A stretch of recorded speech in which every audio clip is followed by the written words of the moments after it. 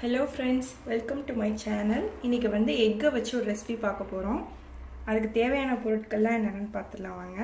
First 2 முட்டை, வெங்காயம், தக்காளி, மல்லிக்கீரை, 2 பச்சை மிளகாய், மஞ்சள்தூள் 1/2 ஸ்பூன், ஜீரகத்தூள் 1 ஸ்பூன், மிளகாய்த்தூள் 1 ஸ்பூன், மிளகுத்தூள் 1 ஸ்பூன், இஞ்சி பூண்டு விழுது, கொஞ்சமா சுகர், அதுக்கப்புறம் உப்பு, அதுக்கப்புறம் எண்ணெய். ஃபர்ஸ்ட் ஒரு பேன்ல ஆயில் ஊத்திக்கலாம்.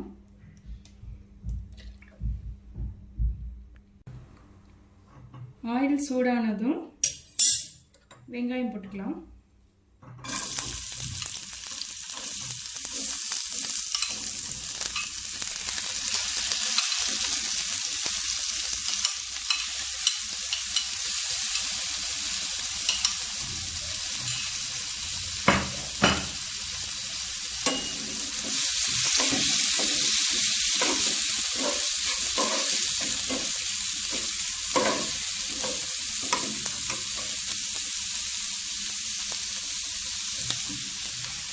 வெங்காயம் வதங்கும் போதே சால்ட் ஆட் பண்ணிக்கலாம். அப்போ தான் சீக்கிரமாக வெங்காயம் வதங்கும்.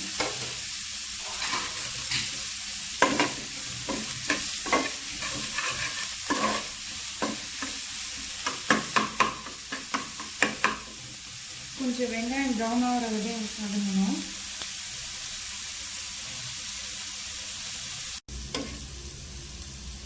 இப்போ வெங்காயம் நல்லா வதங்கிடுச்சு.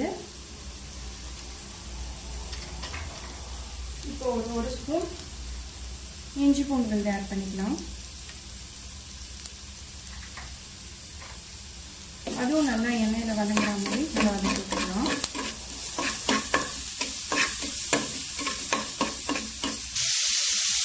தக்காளி ஆட் பண்ணியாச்சு. இந்த ஸ்டேஜில் வந்து சுகர் ஆட் பண்ணிக்கோங்க. சுகர் வந்து ஒரு 1/2 ஸ்பூன் இருந்தால் போதும்.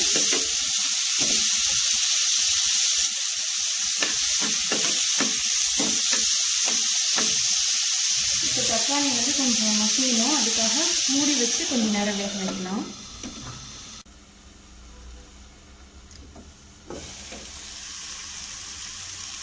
இப்போ தக்காளியும் வெங்காயமும் நல்லா வதங்கிடுச்சு.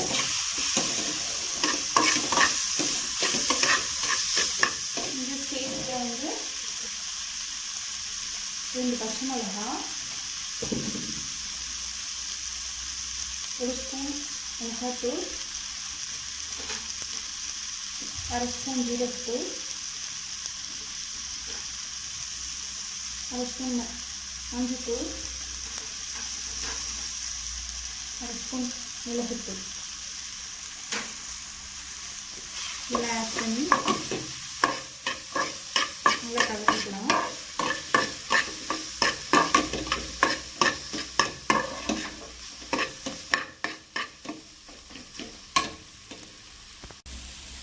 இந்த ஸ்டேஜில் வந்து கொஞ்சமாக தண்ணி ஊற்றிட்டு, ரொம்ப தண்ணி ஊற்றாதீங்க, கொஞ்சமாக தண்ணி ஊற்றிட்டு நீங்கள் பக்கம் மிக்ஸ் பண்ணி வச்சுக்கோங்க.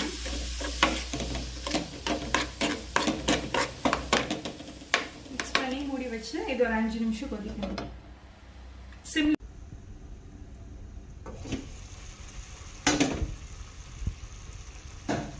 இப்போ மசாலா நல்லா கொதிச்சிருச்சு. நம்ம வந்து இதில் முட்டை ஊற்றிக்கலாம். கொஞ்சமாக இந்த ஸ்பேஸில் வந்து இந்த மாதிரி எடுத்து விட்டுருங்க.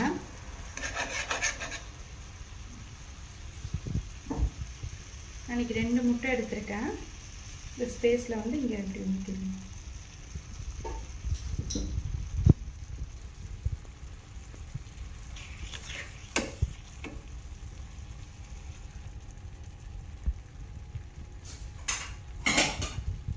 ஊற்றிட்டு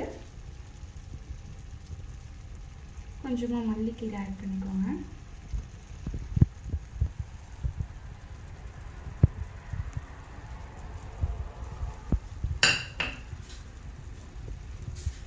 இதை க்ளோஸ் பண்ணிவிடுங்க. இது ஒரு 2 மினிட்ஸ் வந்து அப்படியே சிம்லேயே முட்டை நல்லா வேகணும். இது முட்டை நல்லா வெந்துருச்சு. இதை வந்து சப்பாத்தி பரோட்டாக்கெலாம் வந்து சர்வ் பண்ணி சாப்பிடலாம், நல்லாயிருக்கும்.